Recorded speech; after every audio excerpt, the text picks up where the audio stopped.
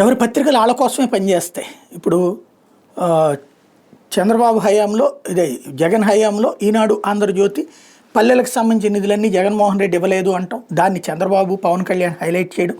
మేము ఆల్రెడీ వాటిని అక్కడ ఉన్నటువంటి వాటికి ఖర్చు పెట్టాం, ఓ పక్కన పెన్షన్లు ఇచ్చాం, అట్లాగే అక్కడ కరెంటు ఛార్జీలు కట్టాం, అట్లాగే అక్కడ సచివాలయాల వ్యవస్థ ఏర్పాటు చేసాం, పల్లెల్లో వాలంటీర్ వ్యవస్థ ఏర్పాటు చేసాం, అక్కడే ఆసుపత్రులు కట్టాం, అలాగే ఏవైతే దాన్ని ఏమంటారు రైతు భరోసా కేంద్రాలు పెట్టాం. ఇన్ని పల్లెలకు మేము చేసాము, ఈవెన్ ఇళ్ల పట్టాలు ఇచ్చాం, ఇళ్ళు ఇచ్చాం, ఇళ్ల స్థలాలు ఇచ్చాం అన్నటువంటిది వాళ్ళు చెప్పుకొస్తారు. అబ్బాయి అవన్నీ ఎందుకు వస్తాయి, ప్రభుత్వం అక్కడ వచ్చిన నిధుల్ని నువ్వు దుర్వినియోగం చేసావని చెప్పేసి పవన్ కళ్యాణ్, చంద్రబాబు పదే పదే మాట్లాడుతూ వీళ్ళు అధికారంలోకి వచ్చిన తర్వాత ఇచ్చేసినటువంటి కోణం, ఇచ్చేసామని చెప్తున్నటువంటి కోణం ఉంది. అబ్బాయి వీళ్ళు ఏమి ఇవ్వట్లేదు, అబద్ధాలు చెప్తున్నారంటూ పల్లె నిధులకి ప్రభుత్వ గ్రహణం అంటూ డిసెంబర్లో మంజూరైతే 4 నెలలుగా ఖజానాలోనే ఉన్నాయి.